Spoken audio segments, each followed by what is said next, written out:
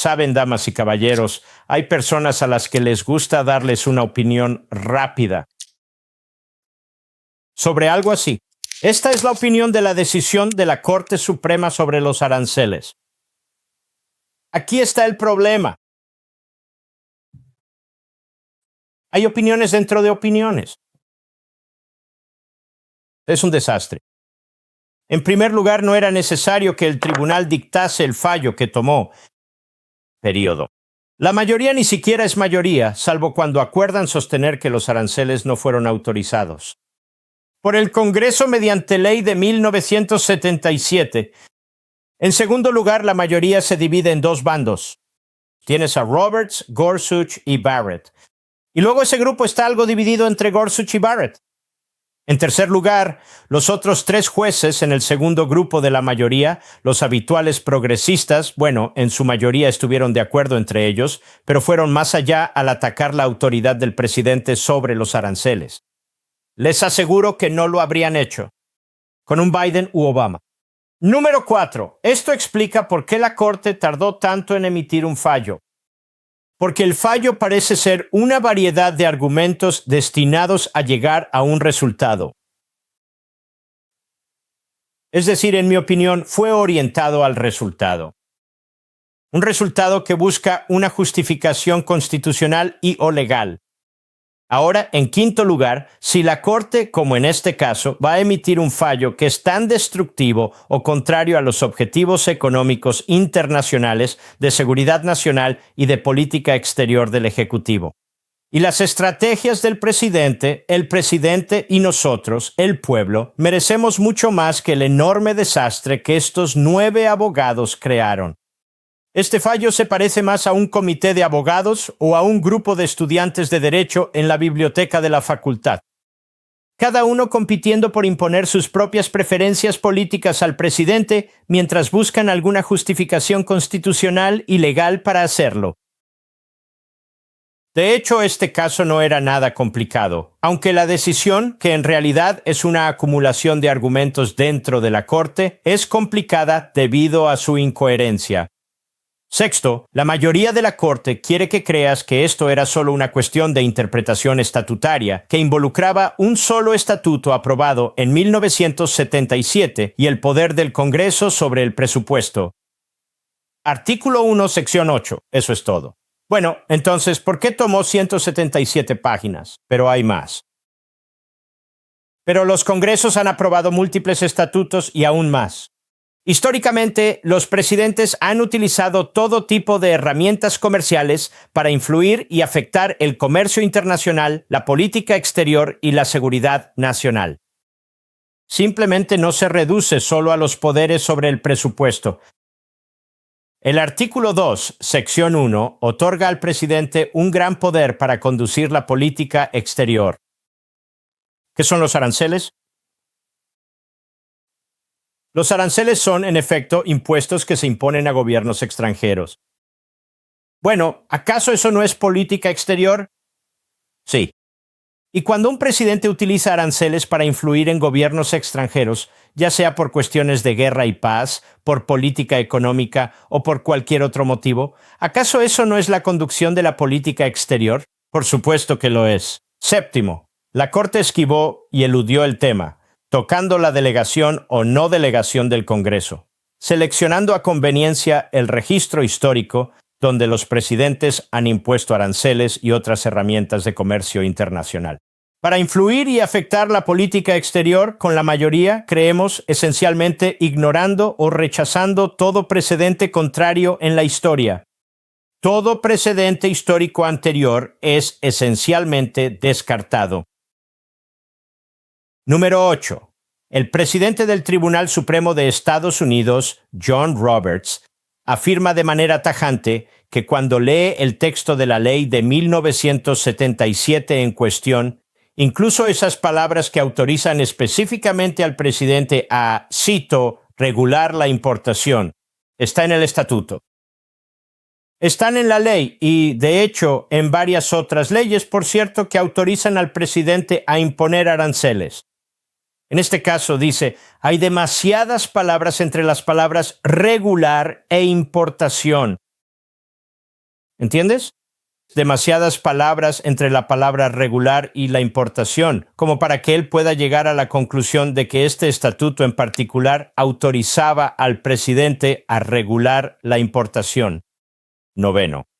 El juez Thomas repasó la historia del poder presidencial y los aranceles meticulosamente, como siempre lo hace.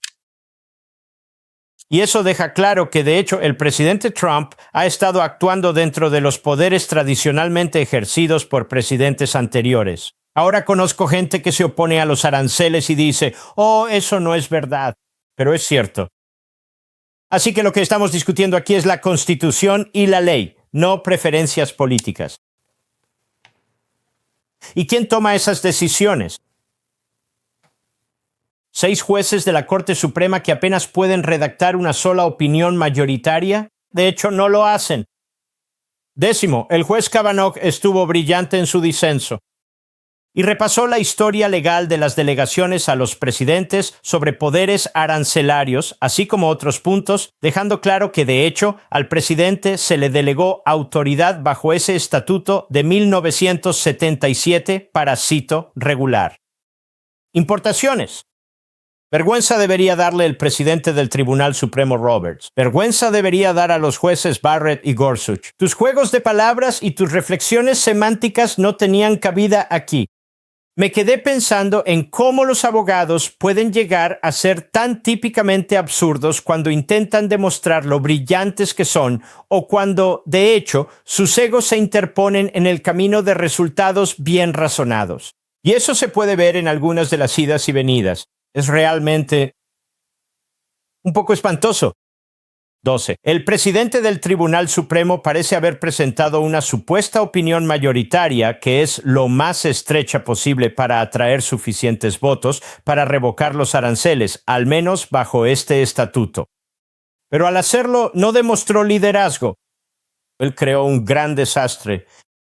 Esta opinión mayoritaria carece de valor precedente. No ofrece guía constitucional ni jurídica. Sostiene que el tribunal carece de autoridad para involucrarse en política. Sin embargo, este fallo es más político que constitucional o legal. La mayoría tenía un problema, lo cual sabía que ocurriría. En varias ocasiones he hablado de este caso contigo, justo en este programa. ¿Dónde exactamente está la separación de poderes? ¿Dónde se traza esa línea cuando se trata de aranceles? Sí, el Congreso tiene el poder sobre el presupuesto. El presidente tiene amplios poderes sobre la política exterior, la seguridad nacional y la diplomacia. Obviamente, el comercio y su relación con los amplios poderes del presidente no pueden ser ignorados. Sin embargo, el fallo esencialmente hace eso, pero luego el tribunal dice que no lo está haciendo. Simplemente está fallando sobre un solo estatuto. En otras palabras, el fallo del tribunal fue, como dije, orientado al resultado, impulsado por la política, a pesar de las declaraciones en contrario de la mayoría.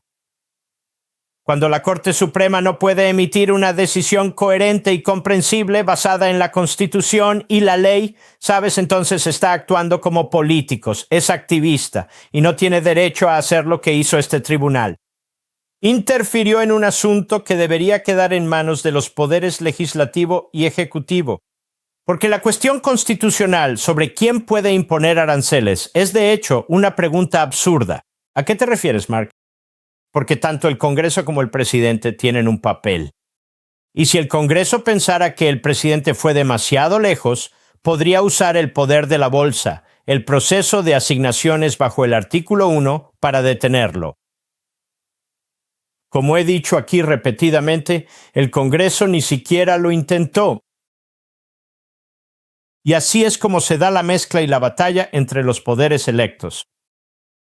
Y que básicamente 6 abogados, una mayoría, que ni siquiera pueden ponerse de acuerdo en una sola teoría, se involucren y decidan de una u otra manera es indignante. Es absurdo. Entonces, ¿dónde estamos ahora? Es un exceso imprudente por parte de la Corte Suprema. Hubo un artículo escrito por Stan Bagler y Clark Packer hace unos meses del American Enterprise Institute, y vaya que odian los aranceles. Está bien, esa es su opinión. Odian los aranceles.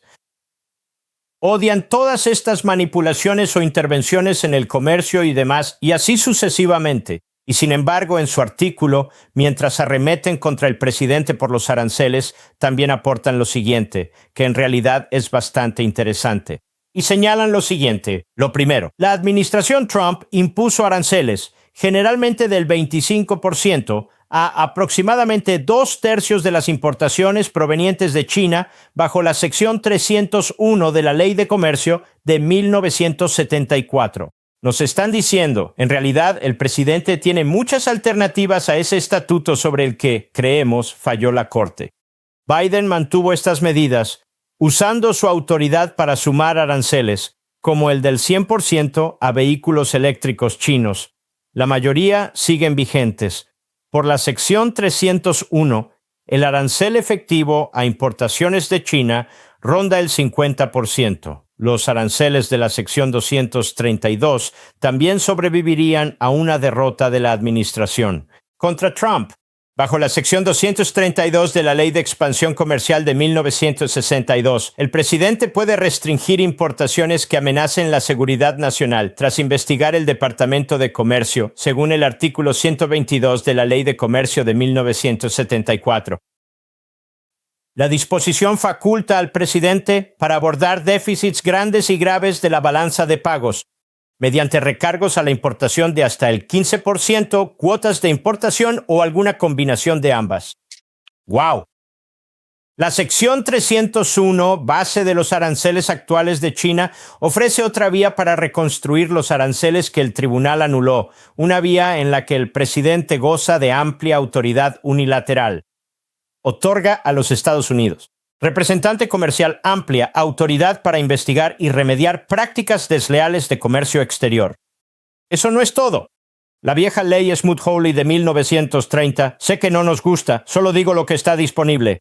Ahora permite que el presidente imponga aranceles de hasta el 50% a las importaciones provenientes de países que discriminan contra Estados Unidos. El comercio en comparación con otras naciones. Entonces, ¿qué logró exactamente la Corte Suprema?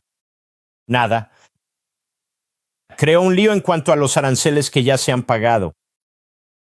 El presidente puede seguir otras vías si así lo desea. Abbott argumentó que, constitucionalmente, tiene la autoridad para hacer lo que está haciendo, le guste a la gente o no. Y el Congreso tiene el poder constitucional para intentar controlar eso. Y esos abogados de la Corte Suprema no tenían por qué involucrarse.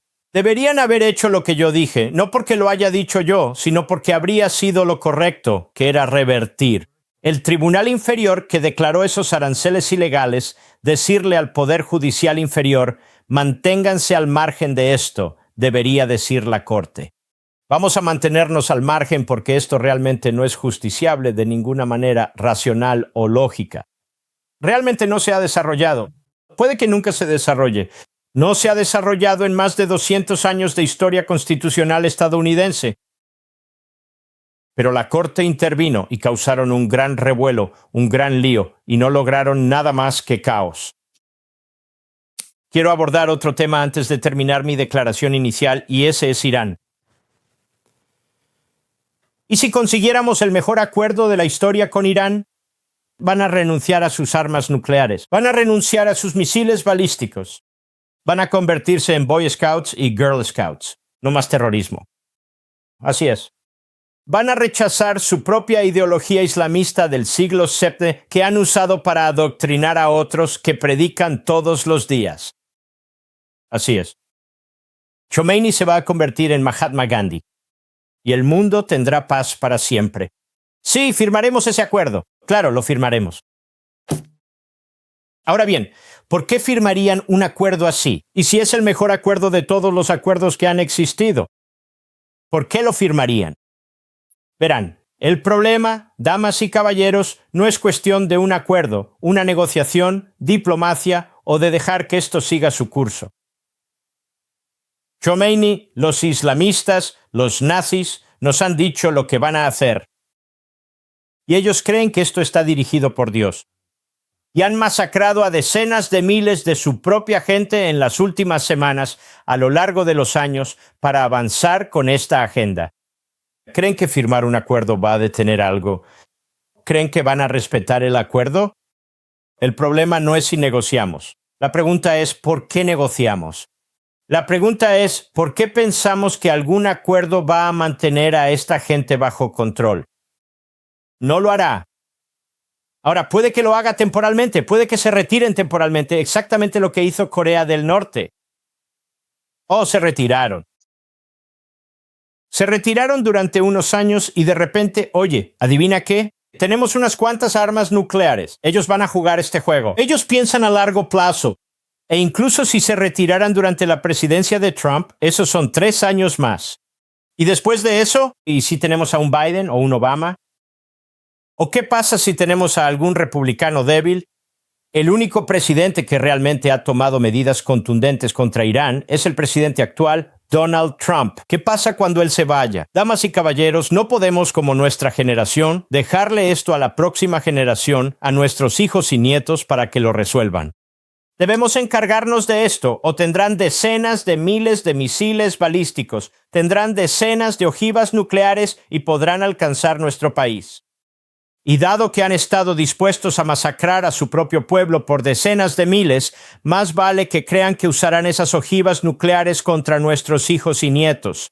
Están más débiles que nunca antes. No volverán a estar así de débiles nunca más. Y no cumplen los acuerdos. Cuando nos retiramos de ese acuerdo de Obama en 2018, inmediatamente comenzaron a violar el acuerdo que aún seguía vigente con Europa. Incumplimientos sistemáticos. Irán redujo intencionalmente su cumplimiento del acuerdo de manera gradual, lo que llevó a múltiples violaciones continuas, en lugar de un solo evento. Niveles de enriquecimiento. Irán aumentó su enriquecimiento de uranio al 60%, significativamente más alto que el límite del 3.67% establecido por el acuerdo. Límites de reservas. A finales de 2019, Irán superó el límite de 300 kilogramos de uranio enriquecido y más tarde excedió las reservas permitidas hasta 30 veces. Uso de centrifugadoras. Irán instaló y operó centrifugadoras avanzadas prohibidas por el acuerdo. Suspensiones de monitoreo. Desde febrero de 2021, Irán restringió a la Agencia Internacional de Energía Atómica de la ONU el monitoreo completo de sus instalaciones nucleares. Terminación formal. Lo anunciaron en octubre de 2025. ¿Crees que nuestros enviados o los enviados de alguien más o la firma de un acuerdo van a cambiar la mentalidad de un régimen terrorista que está masacrando a su pueblo mientras hablo y que ya está tratando de construir nuevas armas nucleares? Firmamos un papel. ¿Paz en nuestro tiempo? No. El problema no son las negociaciones. El problema no es que no acepten esto o aquello o podemos conseguir el mejor acuerdo de la historia mundial. El problema son ellos. Occidente necesita entender con qué estamos lidiando desde hace 47 años. No sé qué hará falta, pero necesitamos comprender con qué estamos tratando. Ese régimen debe ser eliminado para salvar a nuestros hijos y nietos de tener que enfrentarse a él. Y para salvar al pueblo de Irán que mientras hablo está siendo masacrado. ¿Estás obteniendo valor de este video? Solo le pido que le dé like, lo comparta y se suscriba al canal si aún no lo ha hecho.